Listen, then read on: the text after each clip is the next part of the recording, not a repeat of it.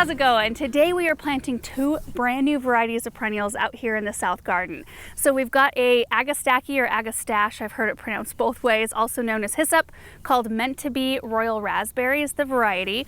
And then we've got a new variety of Heliopsis that's so unusual and gorgeous. This one's called Bit of Honey. Now I have varieties of the same types of plants already planted out here in the South Garden and they're doing really well, but I'm excited to try these to see how they do, and I think they especially look beautiful together because they look so different. And both of these varieties, they're new for 2023. We got our hands on them a little early to try them out, so I'm really excited to kind of report back through the season how they do for us, because you'll start to see these show up at garden centers next season. So let's start with the Meant to Be Royal Raspberry. So something about the hyssop plants, they're very nostalgic to me. They have a very distinct smell. Not like in the air, they don't perfume the air, but when you kind of mess with their leaves and mess with the plant, I just love it. It reminds me of my childhood, actually. They're very drought tolerant once they're established. Today, I'm gonna run our drip system the way I would run it for most perennials that want consistent water, but after the first season, after they've established a little bit, I might pull some of that drip tubing because they may not need quite as much. They want a well-draining area, but they grow about 28 to 32 inches tall. So, I mean, pretty good sized perennial here. I think they're really gonna fill in this area beautifully, and then hopefully kind of want these to touch. So they look like one type of perennial moving into the next type of perennial. They attract a ton of pollinators, so honeybees, lots of different butterflies, hummingbirds, same as this one. I think it's gonna be a really active area out here in the South Garden. Zone 5 through 9 on these, so very winter hardy. We garden in a zone 6, so they should do great. Now I think the name on these is kind of perfect. You can see that these blooms are just starting to open. The rest of these are just buds, they're not blooming yet. And typically these are a little ahead of schedule. Typically they start blooming midsummer and go all the way through fall. So we should have a beautiful color show. I kind of appreciate perennials that do that because I won't have to come out here and shear these back. We just shear them back once a year and then we watch them grow and kind of fill in this space and then start blooming midsummer, and then they just keep on going. You don't have to deadhead them for them to keep blooming. They are deer resistant for those of you who deal with deer. We do not here, so that's not really a concern, but I know a lot of you guys deal with deer pressure, but I just think they have the prettiest color flower. I think it's going to be really striking, and even when they're in their great big domes, they usually have blooms from about like a third of the way up the shrub up to the top. So 2/3 of the dome will just be covered in these blooms. Last thing, these are tolerant of high pH soil, which is something that we have here. They are more tolerant than this one right here, although Heliopsis does well. They're fairly adaptable, I find. Also heat and drought tolerant and all of those good things. But you can see how gorgeous these two blooms are going to be together, both very vibrant and striking. Now for the Bit of Honey Heliopsis. So first off, the blooms, which can be 3 to 3.5 inches wide. These are blooming, again, they're a little ahead of schedule than they normally would. They would normally start blooming midsummer through fall. Again, this is going to be a glorious show through most of our summer and fall. But even before they start to bloom, I mean, look at the leaves on this. I think that's what makes this plant so unique. The leaves are white, and then they have this deep green veining. And I just don't expect to see it in a Heliopsis. I kind of think like a caladium or a coleus when I look at something like this. But here it is out in kind of like no protection area in full sun, and it's gonna love it right here. Now this stays a little bit more compact than other Heliopsis varieties you might be familiar with. We have the Tuscan Sun in the other section of the South Garden. We planted it last summer and it was beautiful. But this one stays just a little bit more tidy. So usually about 24, 28 inches tall and about 28 inches, maybe a little bit wider. I have spaced things fairly close together out here because I want them to kind of intermingle a bit. I also don't want there to be space for weeds to grow out here. And if you don't leave space, if you shade the ground and kind of plant things a little bit thicker, then you typically don't have as big of a problem with weeds. So these will also attract pollinators zone 4 through 9 or 4 through 8. I can't remember, 4 through 8 or 9. So very winter hardy again, and I think they're going to be perfect here. Now in this same area, I do have some Cat's Pajamas Nepeta kind of planted right in front of both of these, and that will have purple blooms through the summer. So we'll have purple, pink, yellow, and then I can't remember if it's a white or a yellow echinacea is to the left of the hyssop here. So I think we're going to have a really wonderful collection of tough perennials, which is what I'm going for here. So let's get these in the ground, and then we're going to run some drip system or drip tubing, and I'll show you what it looks like.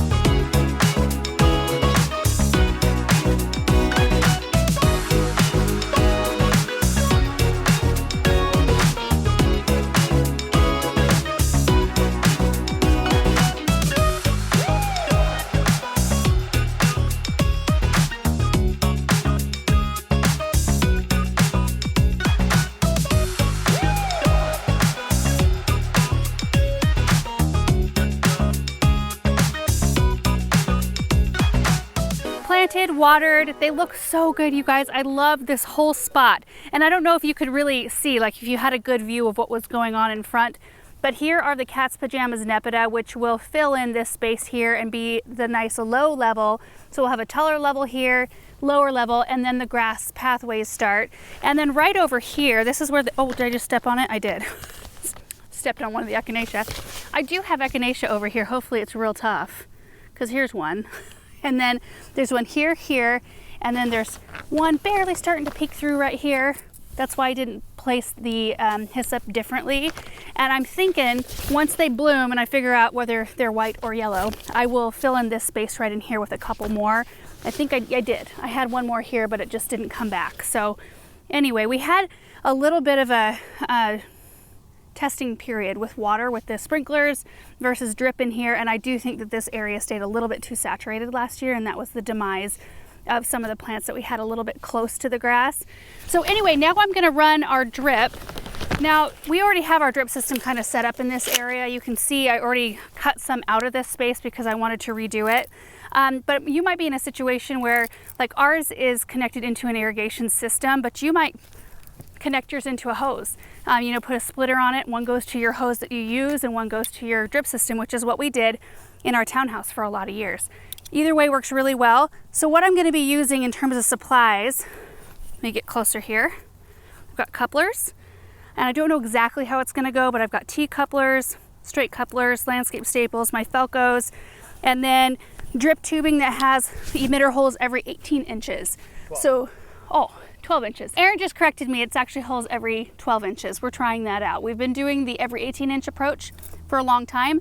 Anyway, we just bought a couple rolls of this just to see what kind of difference. We're constantly tweaking our drip system, just constantly. So anyway, like right here, let me just kind of show you how I'm going to tap into what's currently here. So I've got some drip tube right here. I'm going to cut this just a bit because I want to put in a T-coupler here. So that goes in on this side. This is just a 1/2-inch supply line, which I hope I didn't get a bunch of dirt in. No, I think it looks pretty clean. That'll go in on the other side. And then sometimes we will use silver clamps right here, but we've got a lot going on in this area. I don't think we're gonna have enough, like too much pressure. I think it'll be fine. And then we will grab our drip tube here and pop it on this side. So you'll notice that this looks a little bit smaller and the color's a little bit different than this one. This brand is DigCorp with the holes every 18 inches, which you can get at Home Depot. This is Netafim. It's a different brand with the holes every 12 inches, although you can get DigCorp in every 12-inch spacing too. I don't know what the difference is of all these things. That's why we like to test things to see if something works better than another. So right there, we just tapped into our system, use a landscape staple to go down like that. And then we'll take the roll. Usually you want to kind of this kind of can be a little bit of an irritating process. Anybody who's done drip will know. Erin is dying laughing at me. Why are you laughing at me right now? Because you always unroll it the wrong way. Well, no, I didn't. Check it out. I'm going to do this and it's going to be smooth. See? See that smoothness? Okay. We're gonna weave it in here. How'd I do, Aaron? Good. Yeah. Oops. So right here you can see where I cut the other side. We just had a little system of drip in here that I wanted to do a different configuration. So I'm going to cut this one, put in another T-coupler so I can go off in this direction. So we'll get that all done and then you'll be able to see it on top of the soil how it all ends up looking. So here we go.